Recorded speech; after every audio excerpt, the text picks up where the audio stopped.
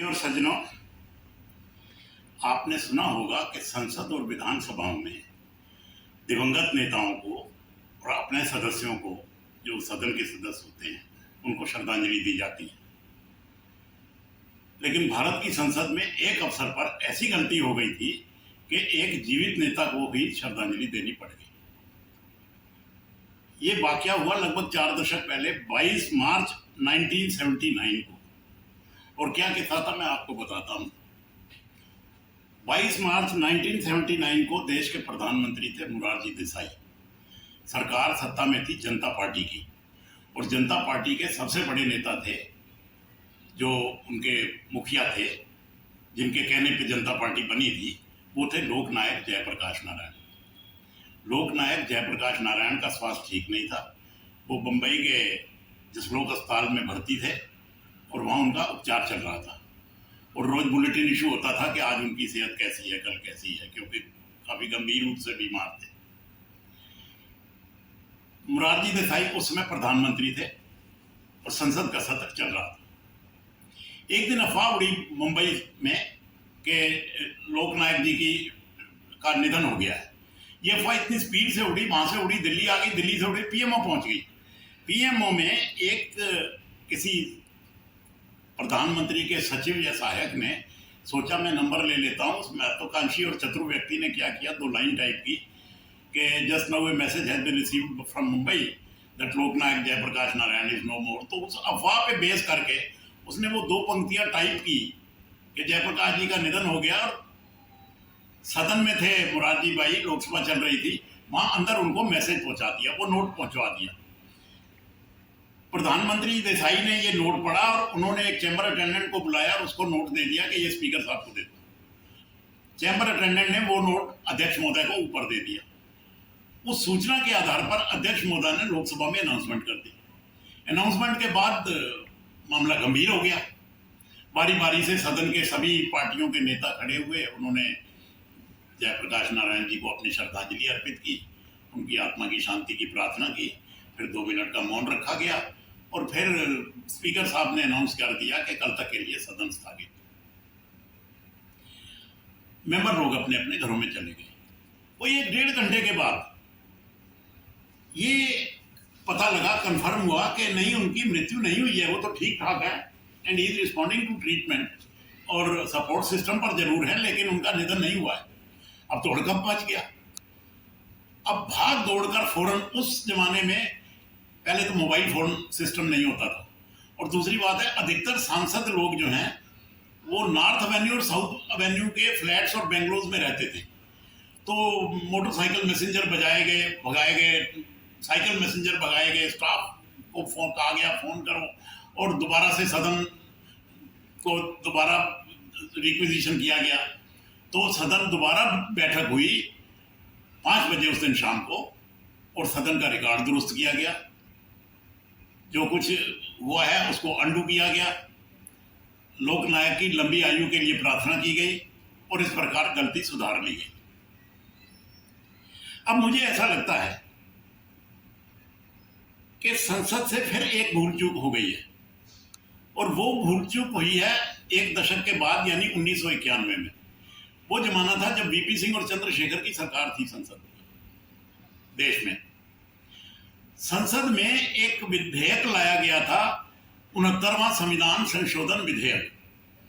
उसमें संविधान के आर्टिकल 239 में संशोधन करके दिल्ली में 3 संस्थाएं बनाने का प्रस्ताव था, एक विधानसभा, एक सरकार और एक मंत्रिमंडल, केवल दिल्ली में, दूसरे किसी केंद्र शासित प्रदेश में नहीं।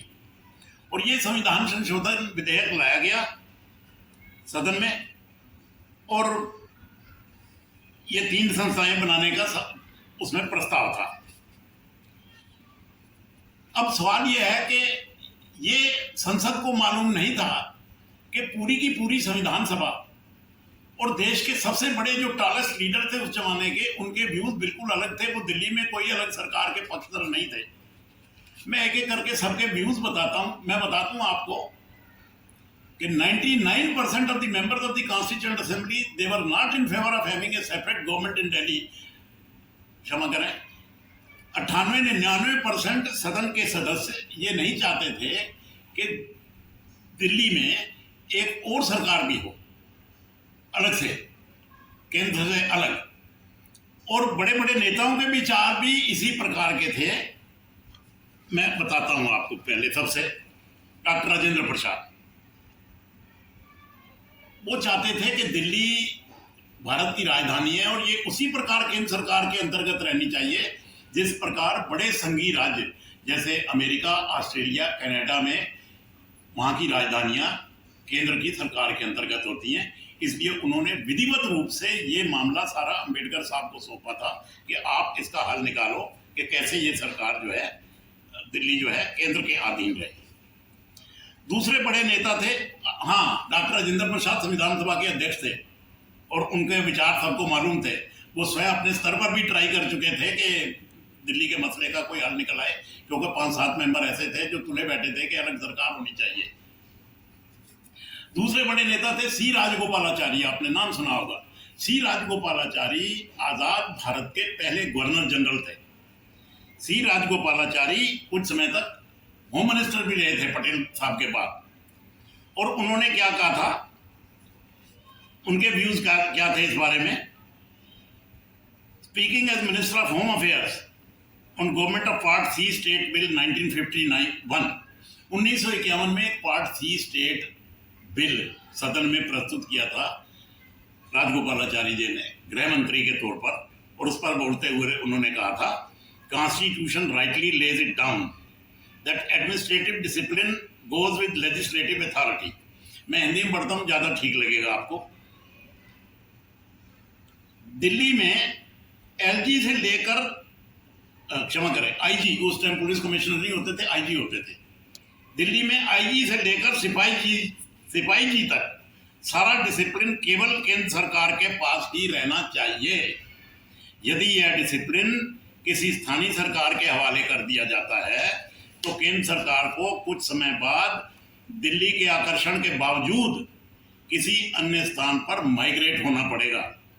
यानी वो कहना ये चाह रहे थे कि अगर यहाँ पर आपने एक और सरकार बनानी है तो हमें अपनी राजधानी कहीं और शिफ्ट करनी पड़ेगी, चाहे वो बेंगलोर में हो या अमृतसर में हो या जयपुर में हो या चेन्नई में हो। ये वो कहना चाह रहे थे कि दो राजधानी में एक और सरकार नहीं हो सकती। अंबेडकर साहब के व्यूज सबको जग जाहिर हैं और मेरी इस किताब में बड़े विस्तार से उनके व्यूज, पूरी रिपोर्ट लगी हुई है। और सबसे प्रबल विरोधी थे अलग सरकार के दिल्ली में, और उनका तो स्पष्ट कहना था कि दिल्ली में 2 सरकारें कंकरेंट और पैरेलल हो ही नहीं सकती।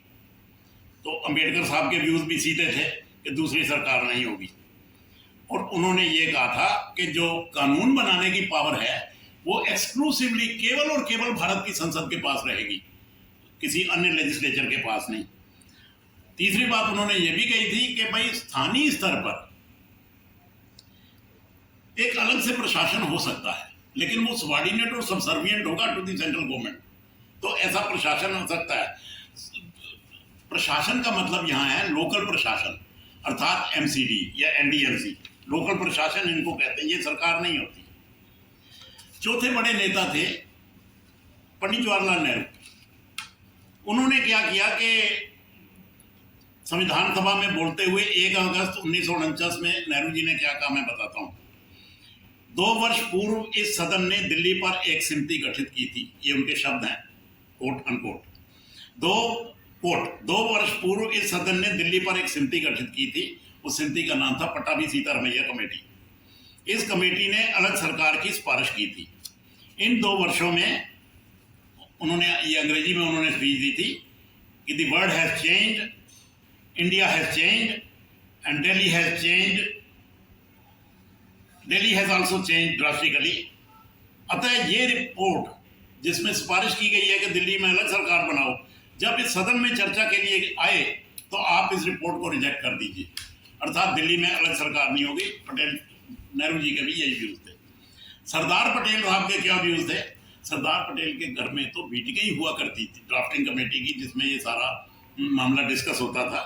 और 25 जुलाई 1949 को 3 बजे दोपहर को सरदार पटेल के घर में मीटिंग हुई थी, अंबेडकर साहब ने ली थी, जिसमें विशेष अतिथि के तौर, विशेष सदस्य के तौर पर नेहरू जी और पटेल साहब को बुलाया गया था। और उस समिति में निर्णय हो गया था कि दिल्ली में केवल एक ही सरकार होगी और वो केंद्र सरकार होगी, संघ की सरकार होगी।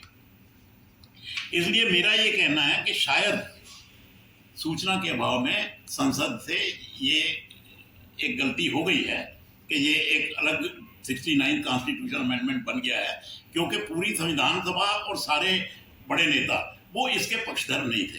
सिर्फ मैं ये बताना चाहता हूँ। Thank you very much. मैंने इस विषय में प्रधानमंत्री जी को भी लिखा है, सुप्रीम कोर्ट को भी लिखा है।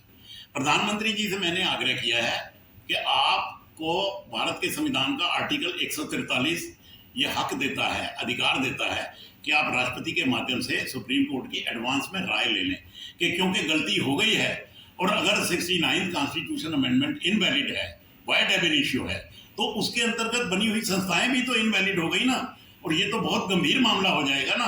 अतः आप सुप्रीम कोर्ट की एडवांस में राय ले लें, क्योंकि बड़ा गहरा कॉन्स्टिट्यूशनल मुद्दा है, और उनसे पूछें कि कैसे ये गलती सुधारी जा सकती है और क्या नया अरेंजमेंट हो सकता है। ये मैंने प्रधानमंत्री जी को इस बारे में पत्र